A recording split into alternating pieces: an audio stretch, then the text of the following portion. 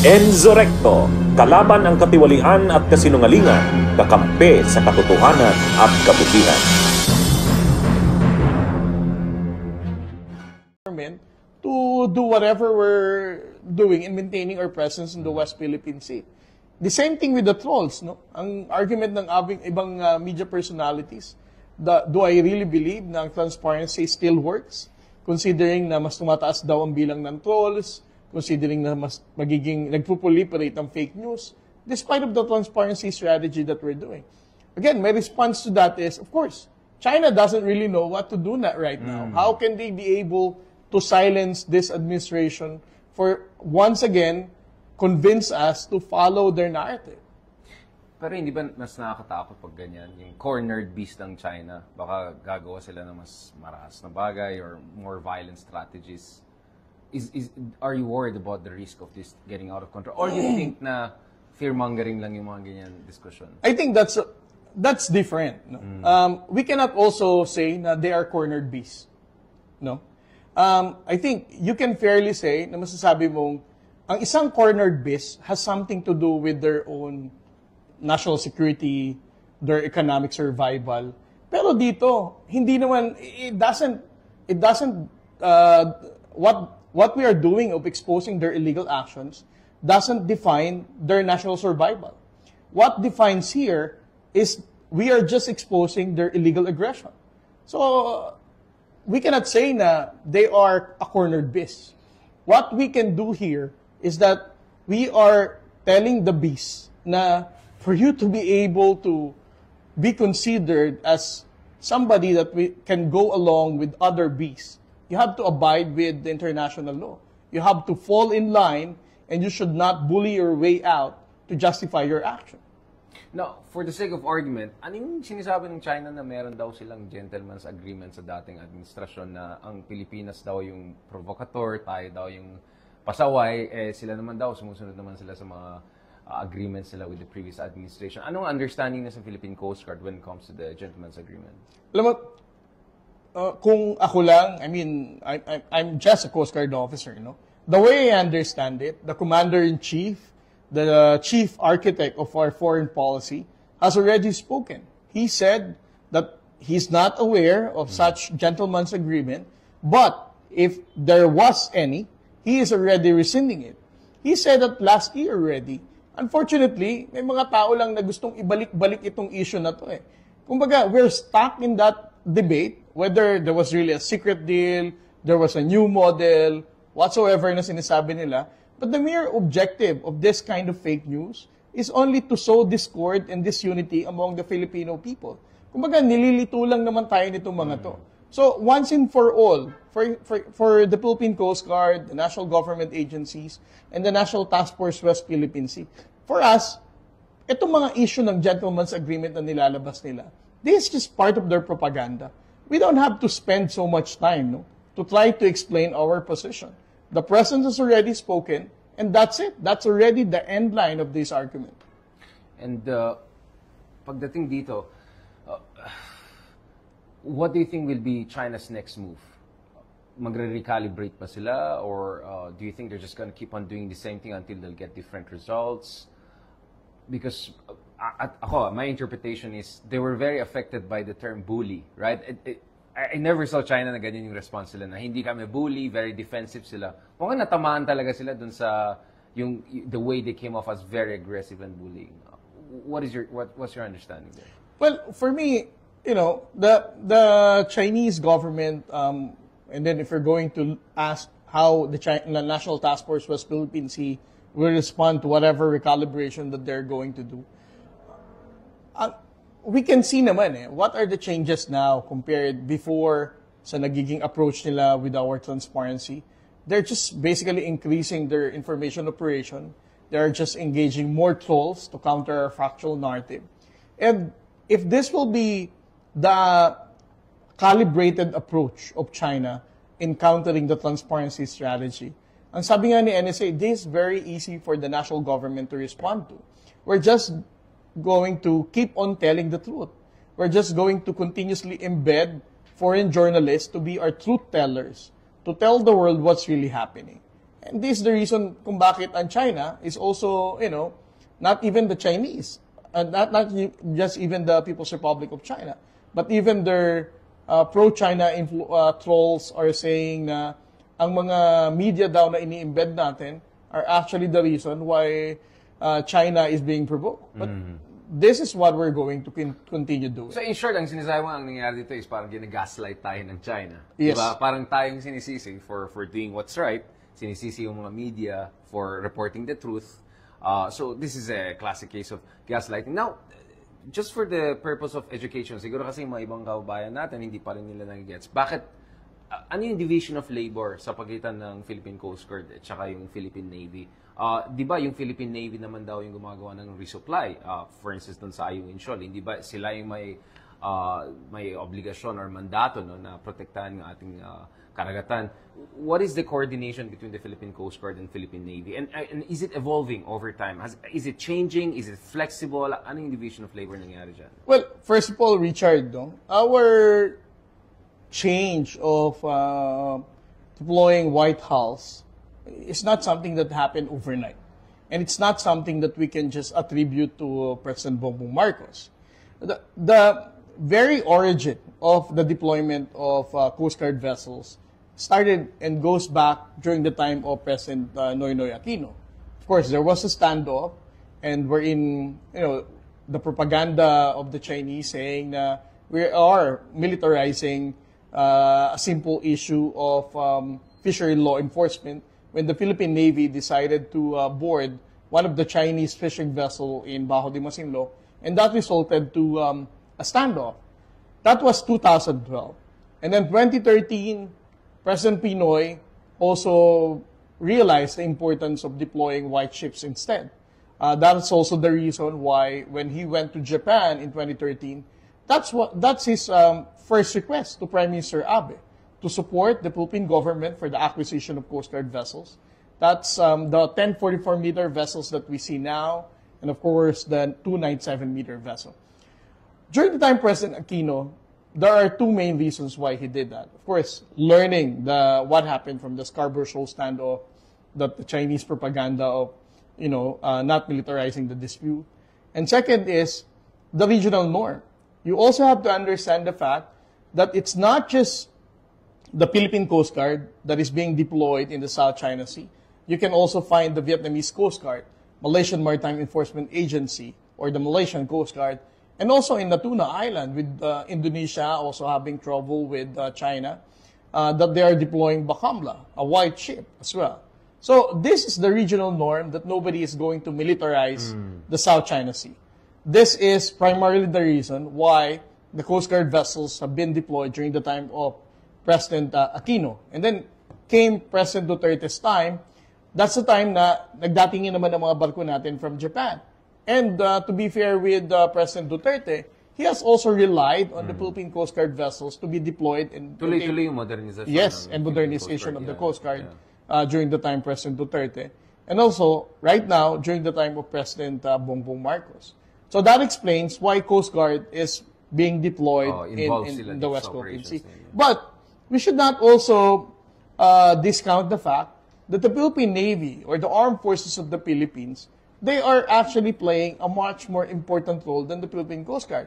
Ako, sinasabi ko nga lagi, Richard, for the Philippine Coast Guard, we can just, carry out, maintain our presence in the West Philippine Sea.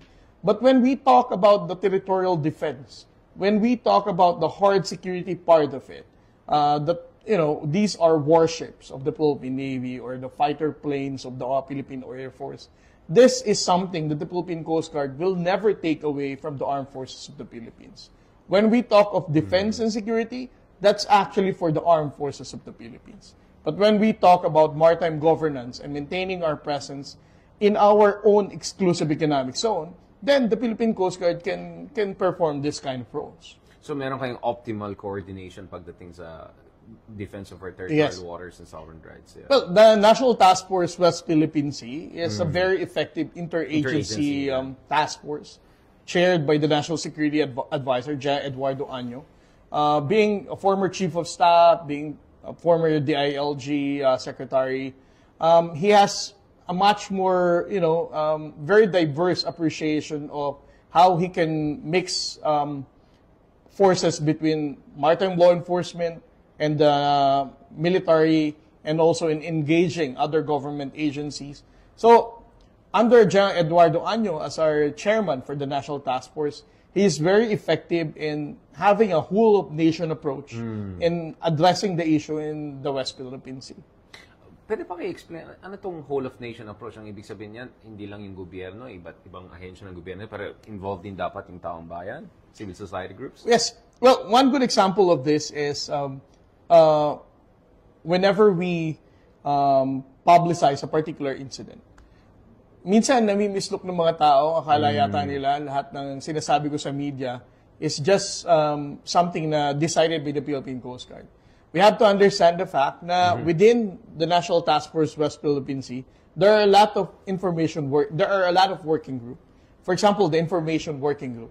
That's actually chaired by the Presidential Communication Office. Right. So, for a particular incident to be publicized, it has to pass through the vetting of that Information Working Group.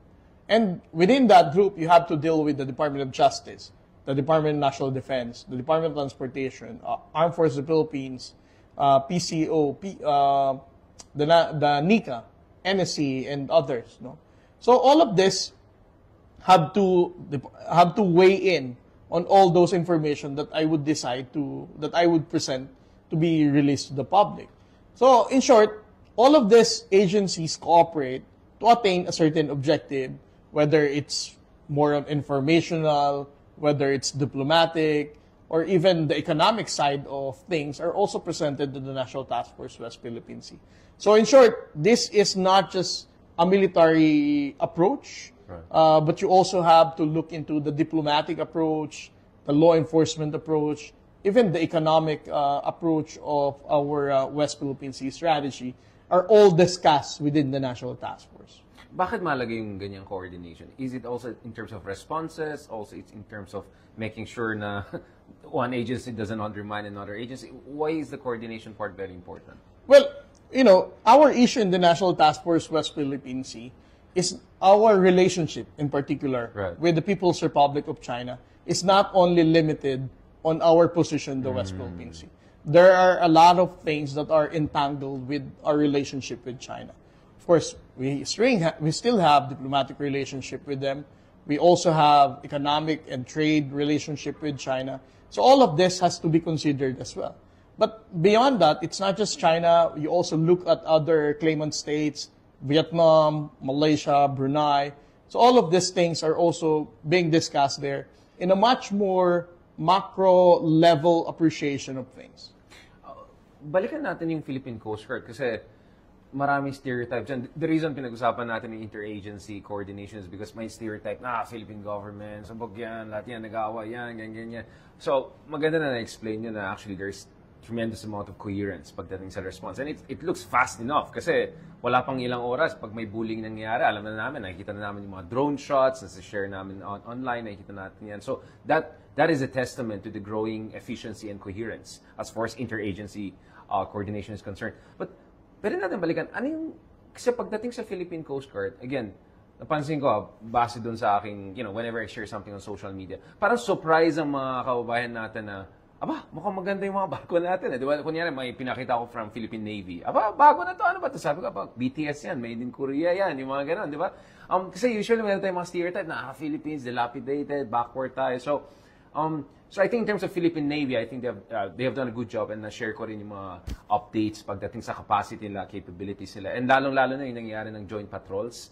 Nakita nila na may mga barko din tayo maganda, hindi yung mga kulelat lang. Kasi I always say, you can play the David versus Goliath game kung mukhang may laban ka. Kasi let's not forget, David, if you follow the statue, right, there in Florence, was a strong, good-looking guy. I mean, like, may laban ka eh. Kasi iba yung kawawa, iba yung David. Yung David, underdog ka, pero may laban ka. So pagdating sa Philippine Navy, napansin ko, the reason I'm explaining this because my separate interviews tayo with Philippine Navy, people from National Security Council.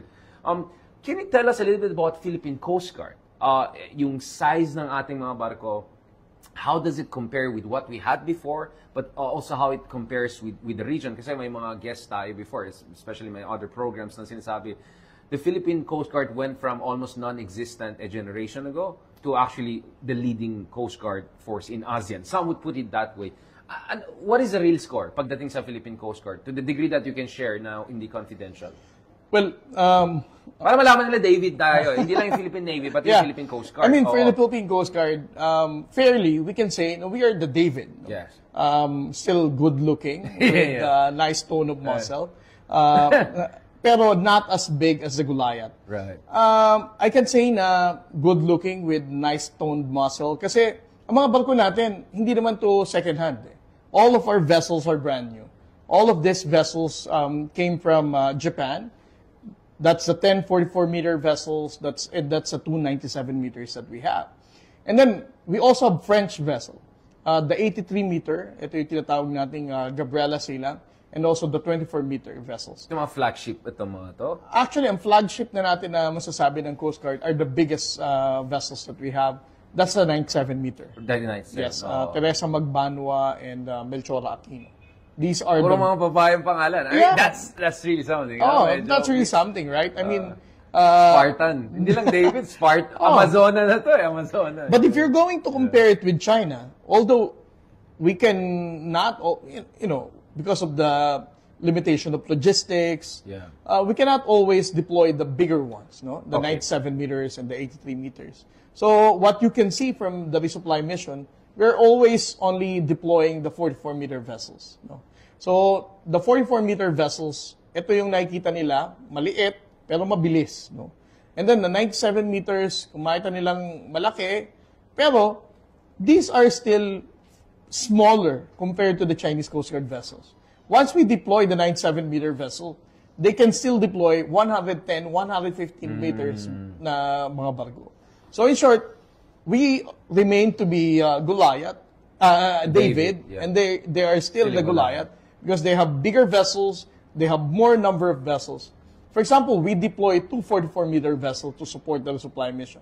We can expect somewhere between 4 to 6 Chinese Coast Guard vessels ang i-deploy nila instead.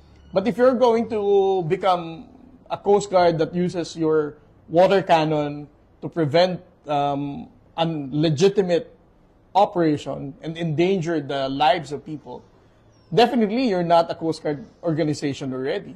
So I don't want to compare the ASEAN Coast Guard with that identity of the Chinese Coast Guard.